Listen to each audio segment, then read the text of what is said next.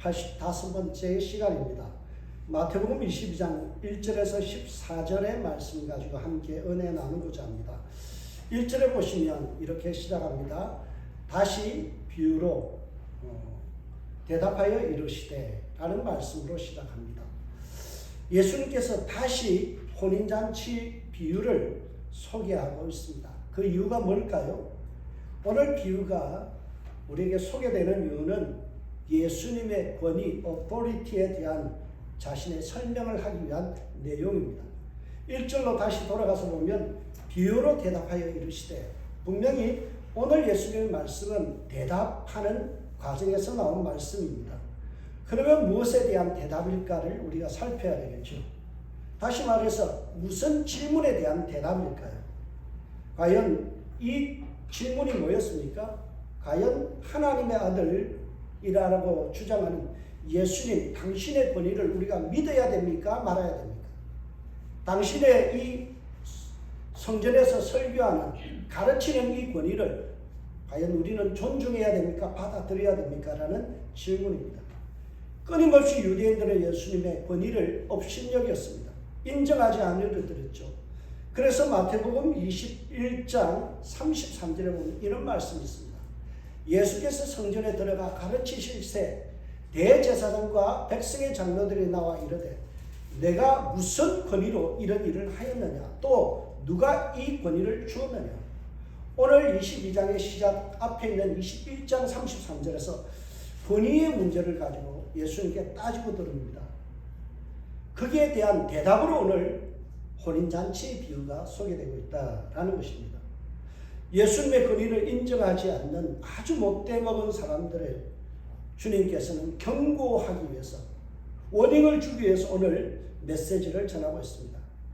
이미 이런 경고의 메시지는 21장에서도 두 번이나 제시되어 있습니다. 오늘까지 세 가지의 비유가 연속적으로 등장합니다. 21장 28절에서 32절을 보면 두 아들의 비유가 있었죠. 두 아들의 비유 기억하십니까?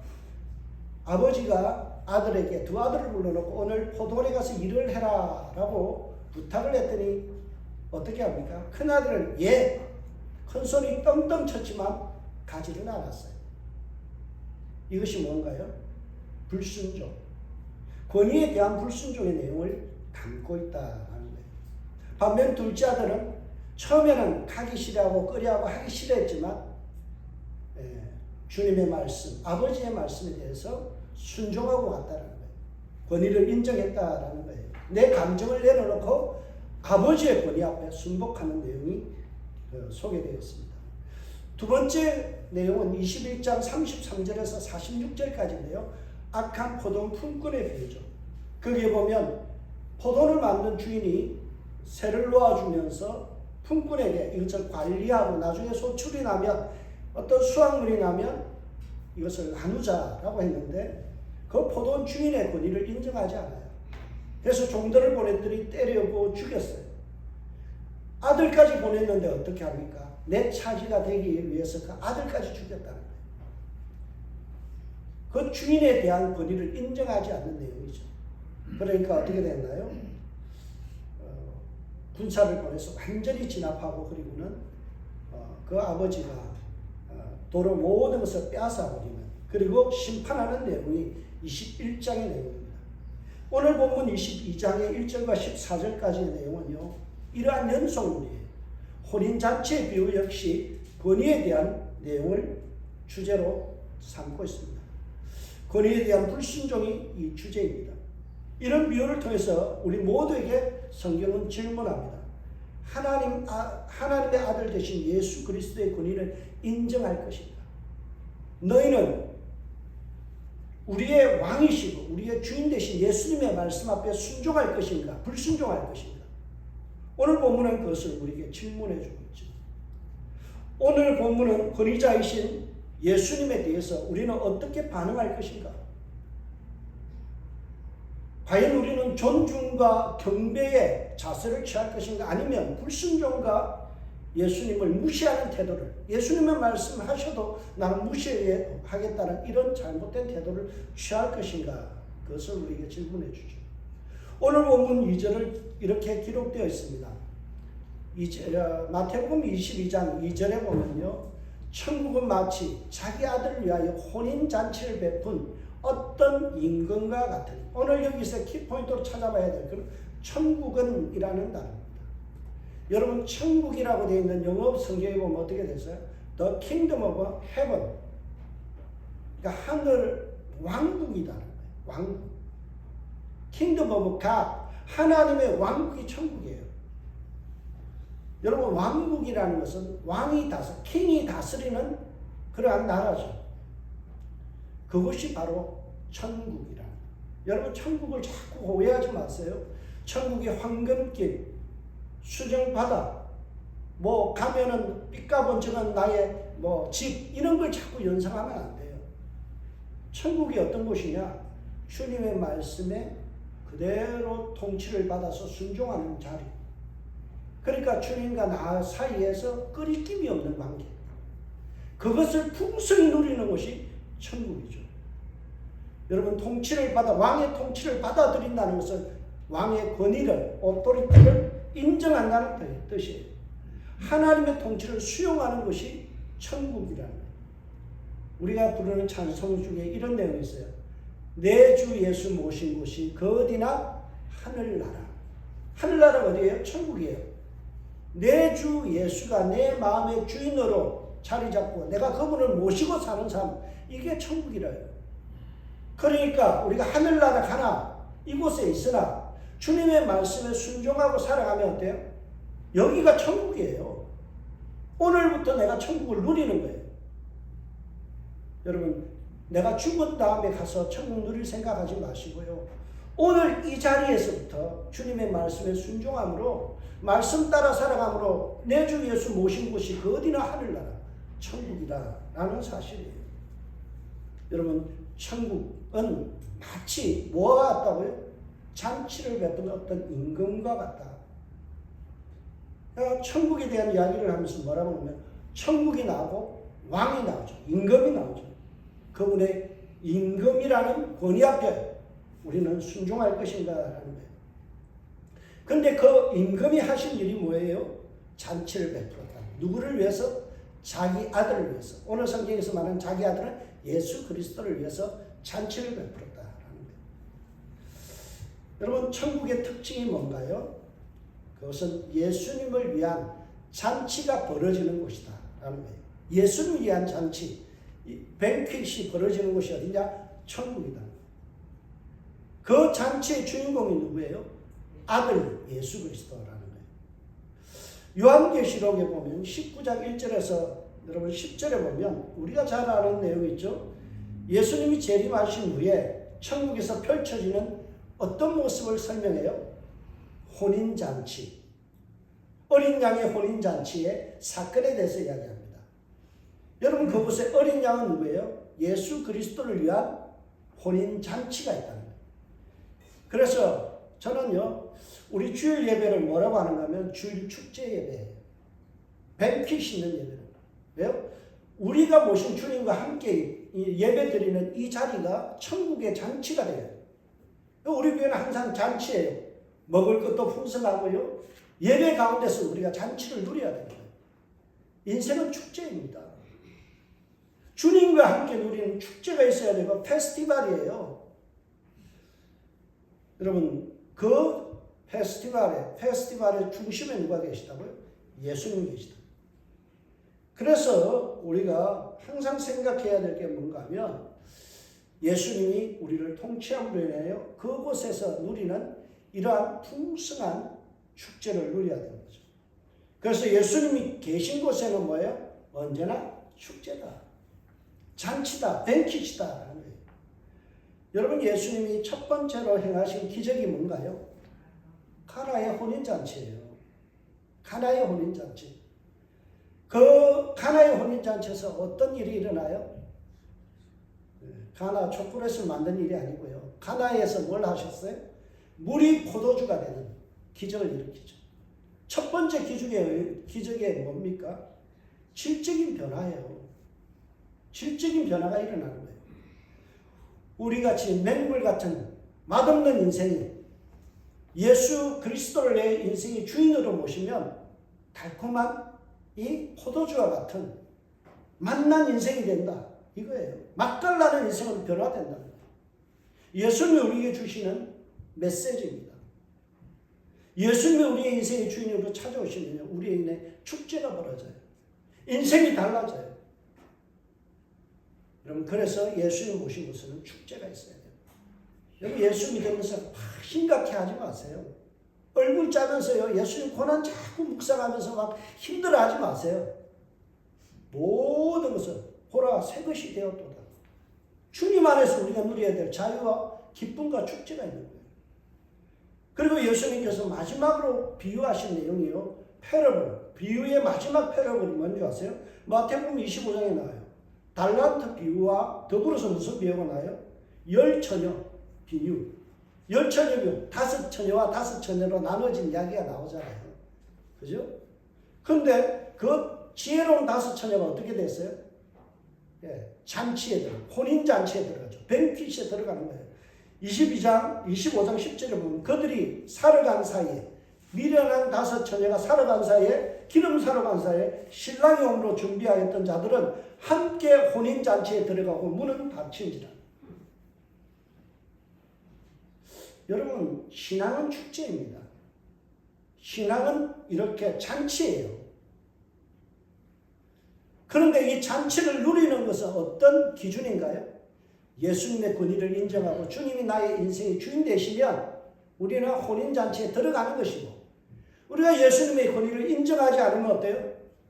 밖에 버려져 슬픔은 이럴감이 있다. 25장 10절 말씀을 함께 혼인잔치에 들어가고 문은 닫혔더라. 문 밖에서 아무리 두들려도 문은 열리지 않는 거예요. 오늘의 본문은 권위의 상징이신 그 임금께서 친히 아들을 위한 잔치를 베풀었어요. 2절에 보면 천국은 마치 자기 아들을 위하여 혼인잔치를 베푼 어떤 임금과 같다라고 이야기하죠. 왕은 지금 들뜬 마음으로 아들을 축하하기 위해서 페스티벌, 이 뱅퀴스를 열었어요. 축하하기 위해서 이런 잔치를 벌였어요. 그리고 3번의 초청장을 보냅니다. 그러나 왕의 권위를 무시하는 그러한 일이 벌어지죠. 2번의 초청장에 사람들은 어떻게 반응합니까? 그 초청장을 찢어버리고 가지 않습니다. 또 마지막에 한 부류는요, 그들이 초청되어 왔지만 합당한 격식에 맞추어서 축제에 참가하는 것이 아니라 무리한 태도를 보여주는 내용으로 오늘 내용은 되어 있습니다. 여러분, 다시 좀 더 정확하게 봅시다. 첫 번째 3절에 가서 보십시오.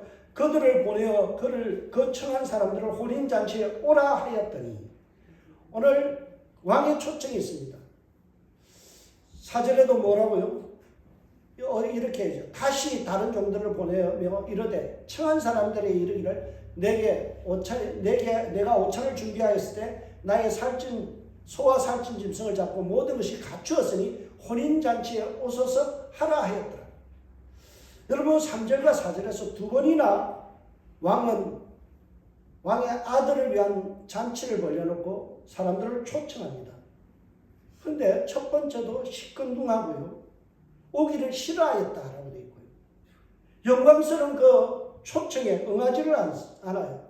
기뻐하고 즐거워하고 행복해야 되는데 오기를 싫어했다라는 거예요. 이것은 왕에 대한 권위를 무시하는 거예요.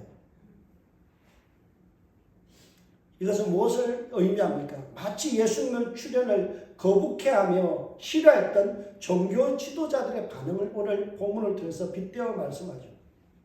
임금은 두 번째 사절을 통해서 또다시 초청하지만 그러나 사람들의 반응은 매우 냉정하고 냉담합니다. 아니, 잔인합니다. 5절과 6절을 보세요. 그들이 돌아보지도 않고 한 사람은 자기 밭으로 한 사람은 자기 사업하러 가고 그 남은 자들은 종을 잡아 모욕하고 죽이니라고 말씀하죠.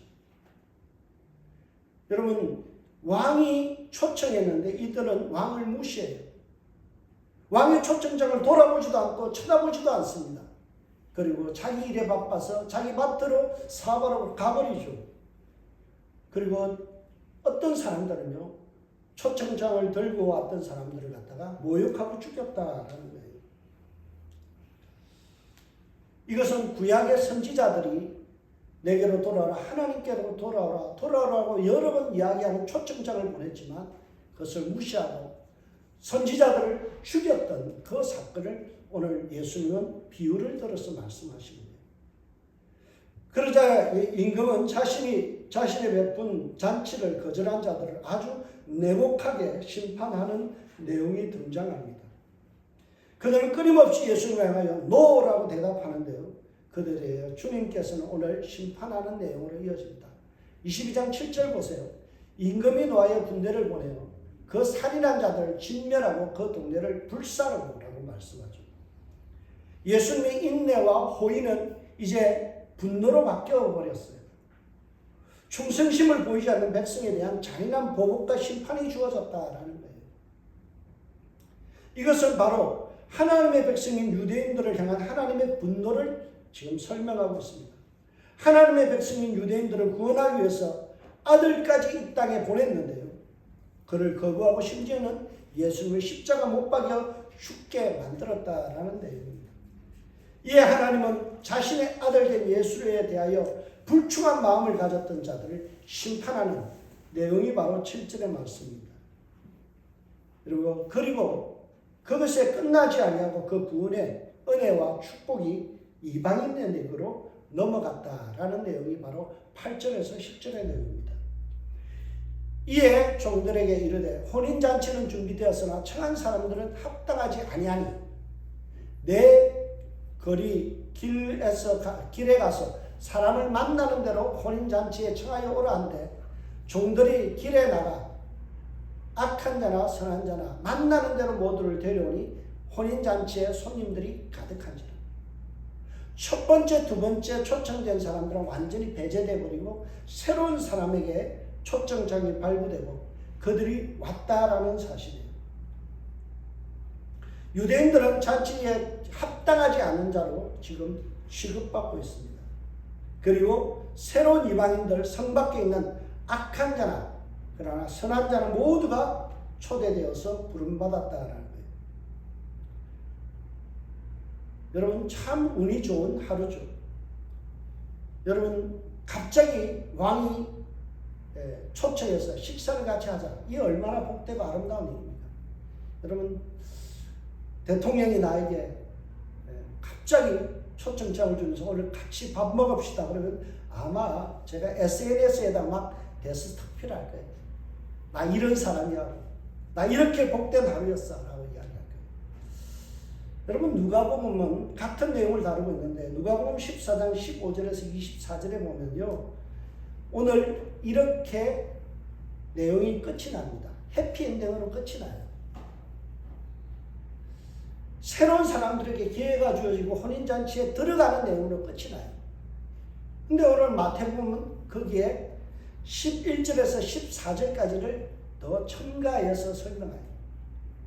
근데 불행하게도 11절에서 14절의 내용은 새드 엔딩. 해피엔딩이 아니라 새드 엔딩. 굉장히 슬프게 끝을 맺습니다. 잔치에 참석하는 자 중에 예복을 입지 않는 자들이 그들 가운데 있었어요. 그들에게 가혹한 형벌과 내어 쫓김이 있죠. 여러분 11절과 우리가 여기에 보면 두 가지의 비유가 있고요. 그들에게는 뭐 때문에 쫓겨났나요? 예복을 입지 않았다. 이게 유대인들이 요즘 결혼할 때 이런 복장으로 옆에 있는 사람들이 덜러리예요. 저렇게 예복을 입지 않으면 출입이 안 돼요. 그들에게 가혹하게 내어 쫓김이 있는데요. 22장 12절에서 13절을 보세요. 이르되 친구여 어찌하여 예복을 입지 않고 여기에 들어왔느냐 하니 그가 아무 말도 못하거늘 임금이 사람들에게 말하되 그 손바닥을 묶어 바깥 어두운 데에 던지라. 거기서 슬피 울며 이를 갈게 되리라 하니라. 매우 새드 엔딩으로 오늘 본문은 펼쳐지고 있습니다. 여러분 저는 오늘 이 본문을 보면서 좀 당황했어요. 초청할 때는 언제고 예복을 입지 않았다는 이 별 볼 일 없는 이 자그마한 일로 잔치장을 뒤엎어버리고 그들을 내어쫓는다. 좀 예수님의 행동이 이 아버지 또는 하나님 아버지의 모습이 또는 이 왕의 모습이 저는 별로 납득이 안 됐어요.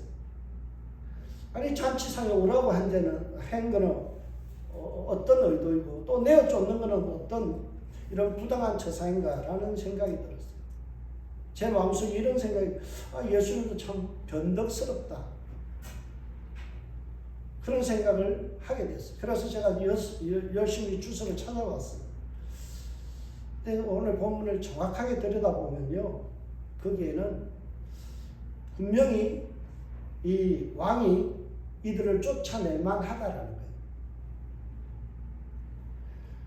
오늘 비유에 나오는 이 심판은 매우 합당한 심판이에요.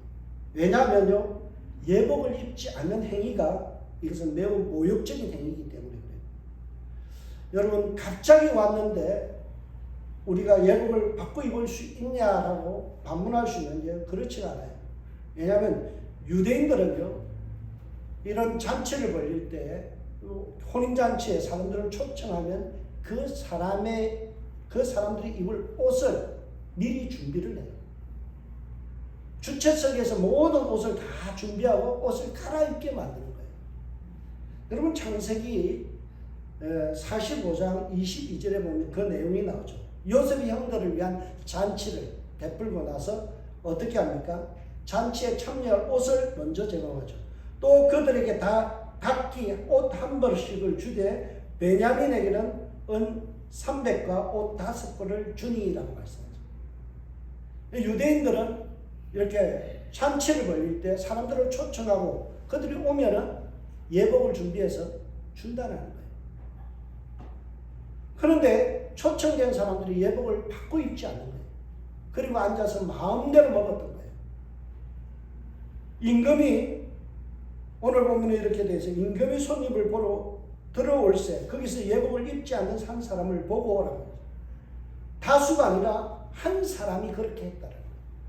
한 사람이 왕이 베풀어준 옷을 갈아입지 않고 왕의 말을 무시하고 그리고 권위에 도전하는 행위를 했다라는 거예요. 이런 태도는 매우 왕 앞에서 거만하게 비춰지는 모습입니다. 오늘 본문을 통해서 이방인인 우리가 예수를 믿고 난 다음에 우리가 분명히 예복을 갖춰 입어야 된다는 것을 우리에게 교훈으로 말씀해 주고 있습니다. 여러분 예수 믿고 나서 우리가 하나님의 백성이 된 다음에 우리는 분명히 천국 잔치에 맞는 교회 생활에 맞는 옷을 갈아입어야 된다. 이전에 내가 입고 오던 그 삶의 옷을 그대로 드러내는 것 그것은 합당치 않다. 여러분 우리가 예수 믿은 이후에 우리의 삶에 옷을 받고 있는 환복, 옷을 받고 있는 일이 있어야 돼요. 이전에요 누추한 옷들을 입고 있던 것들 있죠. 내 속에 더덕더덕 붙어있는 매우 불결한 옷들을 다 벗어버리고 우리 안에 새로운 옷을 입어요. 성경은 우리가 입어야 될 옷을 뭐라고 이야기합니까? 합당한 옳은 행실의 옷이다 라고 이야기합니다. 여러분 요한계시록 19장 8절에 보세요. 그에게 빛나고 깨끗한 세마포 옷을 입도록 허락하였으니 이 세마포 옷은 성도의 옳은 행실이라 하더라. 여러분 잘 들으세요. 우리가 예수 믿고 나면요 우리의 삶의 행실이 달라져야 돼요. 안 달라진다. 그런 문제가 있는 거죠. 예수님을 무시하는 거예요. 하나님을 무시하는 거예요. 하나님의 백성에 맞는 세마포 옷, 옳은 행실의 옷을 입어야 된다는 거예요. 그러면 우리가 잘 아는 마태복음 7장 21절을 보세요. 나더러 주여 주여 하는 자마다 다 천국에 들어갈 것이 아니요 다만 하늘에 계신 내 아버지의 뜻대로 뭐하는 자? 행하는 자라야 들어간다. 우리의 삶에 예수 믿은 다음에 행동이 변하지 않는다. 그러면 오늘 예복을 입지 않는 것과 똑같다라는 거예요. 믿고 구원받은 자는 반드시 행동의 변화가 일어나야 됩니다. 믿음과 행동은 뭐예요? 동전의 양면과 같았다 그랬죠. 그래서 믿음, faith라는 단어가 피스티스고요. 거기에 따르는 똑같은 피스티스가 어떻게 번역된다고요? 충성. 충성을 똑같은 믿음과 같은 단어로 쓰고 있어요.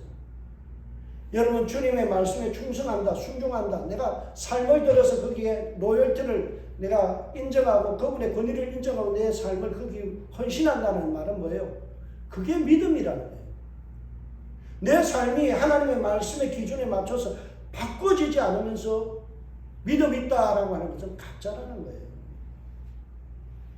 여러분, 에베소서 5장 8절에서 9절에 보세요. 너희가 전에는 어둠이었더니 이제는 주 안에서 빛이라. 빛의 자녀들처럼 행하라. 의의 열매가 뭐라고요?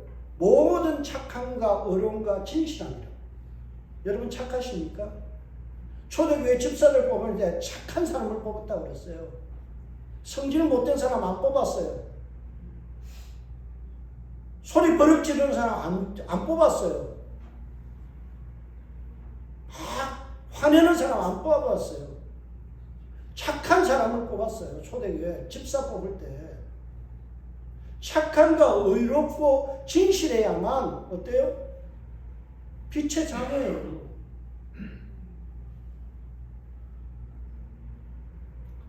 은혜로 구원받은 자는 구원에 합당한, 은혜에 합당한 태도가 드러나야 합니다. 은혜 받고 구원 얻었다고 하면서 제멋대로 살아가는 것, 그것은 이전에 내가 입고 있던 삶의 옷을 그대로 걸치고 거룩하신 주님의 잠시에 들어가겠다는 거예요. 여러분, 베드로 전서 1장 15절에서 16절, 오직 너희를 부르신 거룩한 이처럼 너희도 모든 행실에 거룩한 자가 되라. 기록되었을 때 내가 거룩하니 너희도 거룩할지어다 하시니라. 여러분, 하나님께서 우리의 수준을 굉장히 높이 평가하세요. 너 할 수 있어. 어디까지요? 하나님의 거룩하신 같이 너희도 거룩해질 수 있어. 여기에 머물지 마. 그럼 제가 오늘 설교를 듣다가 어떤 설교에 하시는 분이 이런 내용을 인용해요. 좋은 것은 위대한 것의 최고의 적이다. 여러분, 내 삶, 이 정도면 됐지. 이 정도 거룩하면 됐지. 이 정도면 뭐 남들에게 욕먹지 않을 정도가 아니야. 그 좋다라는 거예요. 주님이 원하는 건 뭐예요? 그거 아니야. 내가 거룩한 것만큼 올라와야 돼. 주님의 거룩하신 만큼 너희들 거룩하니라고 우리에게 목표를 설정해 주는 거예요. 구원받았으면 변화의 옷을 입어야 돼요. 새 변화의 옷을 입어야 돼요. 옛 습관을 그대로 유지하면서 나 그리스도인이다 말하는 것은 주님을 모욕하는 거예요. 주님의 권위를 인정하지 않는 거예요. 이런 믿음은 가짜입니다. 여러분, 우리의 삶이 선한 사마리아인과 같이 달라지기를 주의 이름으로 부탁드립니다. 야고보서 2장 14절에서 17절 말씀 보세요. 내 형제들 많은 사람이 믿음이 있노라 하고 행함이 없으면 무슨 유익이 있겠느냐. 그 믿음이 너희 자기를 구원하겠느냐. 만일 형제나 자매가 헐벗고 일용할 양식이 없는데 너희 중에 누구든지 그에게 평안하라, 덥게 하라, 배부르게 하라 하며 그 몸에 쓸 것을 주지 않으면 무슨 유익이 있으려. 이와 같이 행함이 없는 믿음은 그 자체가 죽은 것입니다. 여러분, 우리가 믿음 생활을 잘 한다는 것은 내 삶이 하나님의 거룩한 옷으로 바뀌어지는 거예요. 여러분, 주님은요, 우리가 얼마나 변화되었는지, 얼만큼 주님을 닮아가는지 관심이 있어요. 몇 년 예수 믿었느냐, 그거는 중요하지 않아요. 내 직분이 뭐냐, 이거 중요하지 않아요. 뭐가 중요하다고요? 예수 믿은 후에 나는 얼마나 변화되었는가? 나는 어제보다 오늘이 더 나아지고 있는가? 주님은 그것을 보신다는 거예요. 10절에 보세요. 임금이 손님을 보러 올세. 임금이 손님들을 보러 들어가 올세. 여기에 보러 오다라는 보다라는 단어가 세오마이라는 단어인데요. 이 단어가 어떤 뜻인가 하면 자세하고 면밀하게 조사하다. 쉽게 하면 돋보기를 들여대고요. 자세하게 보는 것. 이게 이 단어예요. 주님께서 어떻게 한다고요? 그 사람들이 의의 옷을 입었느냐, 삶의 변화의 옷을 입었느냐 자세하게 관찰한다. 여러분, 그래서 우리는요, 책임이 있어요. 책임이 있어요. 여러분, 제가 설교 준비하다가 이런 내용을 봤어요. 반응, 리스판스라는 것은요, 항상 리스판시빌리티, 책임이 다른다. 여러분, 우리의 반응이 있잖아요. 주님의 말씀에 순종할 것이냐, 순종하지 않을 것이냐는 결국 내 책임이라는 거예요. 여러분, 오늘 본문의 결론이 어떻게 되었나요? 14절 보세요. 청함을 받은 자는 많되 택함을 입은 자는 적으니라. 천국 백성으로 청함을 받은 자는 많은데요, 하나님께 칭찬받을 만한 행동을 하는 사람은 적으니라. 이렇게 결론이 끝이 나요. 여러분, 청함을 받는 거 좋습니다. 교회 와서 예배 드리는 거 좋습니다. 하나님의 백성으로 살아가는 거 좋습니다. 그러나 무엇이 더 중요하다고요? 그 천국 백성에 맞는 품격 있는 삶의 옷을 입으라는 거예요. 그게 더 아름답다는 거예요. 그렇지 못할 때 주님 앞에 토끼띠 한다는 거예요. 천국 잔치에 우리가 초대되었고 하나님의 백성이 되었다면 하나님이 주시는 의의 옷을, 변화의 옷을 입으라는 거예요. 저와 여러분에게 그런 변화가 일어나기를 주님으로 축복합니다. 제가 설교를 준비하면서 이 단어가 항상 마음에 와닿아요. 집의 적선이라는 거예요. 집의 적선. 이 두 단어가요, 여러분 꼭 기억하십시오. 집의라는 것은 행동마다 의로움을 축적한다. 집선, 모을 집, 착할 선. 내가 선한 삶을 모아간다는 거예요. 베푼다는 거예요. 이게 뭐예요? 이게 신앙이에요. 신앙생활입니다. 미가서 6장 8절을 보세요. 여러분, 이 집의 적성이라는 단어를 참 잘 설명한 게 미가서 6장 8절이에요. 사람아, 주께서 선한 것이 무엇임을 내게 보이셨나니 여호와께서 내게 구하는 것이 오직 공의를 행하며 인자를 사랑하며 겸손히 내 하나님과 함께 동행하는 것이 아니냐. 신앙의 본질이 뭐라고요? 집의 공의를 행하고, 그 다음에 적선, 그 다음에 인자를 사랑하는 것. 이게 신앙이라는 거예요. 여러분, 오늘 하루의 삶이, 그리고 일주일의 삶이 행동마다 의를 축적하고 선을 베푸는 삶이 되길 주님을 축복합니다. 여러분, 이러한 삶을 팔복에서는 뭐라고 이야기해요? 팔복에 보면 예수님께서 의에 줄이고 목 많은 자들. 저는 이 내용을 갖다가 의에 줄이고 목 마른 자들을 묵상했던 믿음의 선배가 있어요. 제가 참 좋아하는 믿음의 선배인데요, 여러분 들어는 보셨는지 모르겠습니다. 윤동주라고요. 윤동주가 참 이 팔복에 대해서 참 많이 연구하고 고민하고 묵상했던 시인입니다. 그가 묵상하는 가운데서 좋은 시를 한 편 소개했습니다. 그게 뭔가 하면 서시, 우리 중고등학교 때 참 많이 외웠던 시죠. 죽는 날까지 울으러 한 점 부끄럼 먹기를 입새에 있는 바람도 나는 괴로워했다. 별을 노래하는 마음으로 모든 죽음가는 것을 사랑해야지. 그리고 나에게 주어진 길을 걸어야겠다. 오늘 밤에도 별이 바람에 스친다.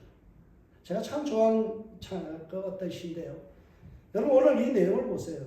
죽는 날까지 하나님을 울으러 한 점 부끄러 먹기를, 의를 사모하기를, 입새에 이른 바람에도 나는 괴로워했다. 한 점 실수와 오점이 없기를 괴로워하는 양심을 가졌다는 거예요. 청결한 양심을 갖기 위해서 괴로워했다. 마음이 청결한 자는 복이 있다고 그랬잖아요. 그리고 나서 뭐라고 해요? 모든 죽어가는 것을 사랑해야지. 적선, 인자를 사랑하는 사람이잖아요. 모든 죽어가는 것, 가치 없는 일. 여러분, 죽어가는 게 뭐 소망이 있습니까? 아무런 소망이 없잖아요. 죽어가고 있어요. 절망밖에 없어요. 가치가 없어요. 근데 그 쓸모없는 영혼과 대상까지도 어떻게 한다고요? 사랑해야지.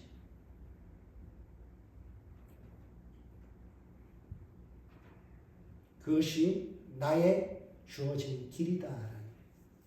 여러분, 성도에게 주어진 길이 뭔가요? 여러분, 서시 이것만 잘 이해해도요, 신앙이 보여요. 의에 줄이고 목마른 삶이 보여요. 지의 적선의 삶이 보여요. 여러분, 미가서 6장 8절의 말씀 그대로 보여요. 여러분, 끝까지 포기하지 않고 나에게 주어진 여러분 의를 사모하고 그리고 우리의 삶 속에서 이웃을 사랑하는 이런 삶의 옷을 입으시길 주의 이름으로 축복합니다. 유대인 지도자들은요, 말은 번지르하고 직분은 높았으나 교만한 태도를 가지고 주님의 말씀 앞에 순종하지 않아요. 예수님이 그렇게 입이 아프도록 비유를 들어서 설명하는데 예수님의 권위를 인정하지 않아요. 무시해요. 그리고 되려 예수님을 죽이려 들어요. 이 교만은 패망의 선봉입니다. 넘어짐의 앞잡이입니다. 여러분, 이 모습이 나의 모습이 되지 않길 주님을 축복합니다. 하나님의 말씀이면 순종하세요. 내 감정 내려놓고 주님이 사랑하라면 사랑하세요. 모든 죽어가는 것, 정말 가치 없어 보이는 그 사람까지도 사랑하는 사람이 되어야 돼요. 주님 우리에게 하시는 말씀이에요. 너희 예수 믿었으면 서시의 내용이라도 좀 지키면서 살아라. 주님 선한 것이 무엇인지 우리에게 보여주셨는데 그 선한 삶의 옷을 입지 아니하고 누더기의 옷으로 여전히 미워하고 여전히 시기하고 질투하고 어깃장을 놓고 합심하지 아니하고 딴 마음 품고 뒤에서 욕하고 그러면 뭐예요? 주님 보시기에 내어 쫓겨야 될 사람들, 그런 사람들이 저와 여러분의 삶이 정말 주의 말씀 붙들고 우리의 삶의 변화가 일어나길 주님을 축복합니다. 주님 안에서 말씀대로 살아가고 순종하는 저의 여러분들 되시길 주님을 축복합니다. 기도하겠습니다. 하나님 감사합니다. 귀한 말씀 붙들고 우리가 서로 함께 나눴습니다. 우리의 삶의 변화가 일어나게 하시고 주님이 주시는 이 세마포 새옷 주님 옳은 행실을 행하며 살아가게 하여 주옵소서. 하나님 선한 사마리아인 같이 살게 하여 주옵소서. 영혼을 사랑하는 사람 되게 하여 주옵소서. 감사합니다. 예수님 이름으로 기도합니다.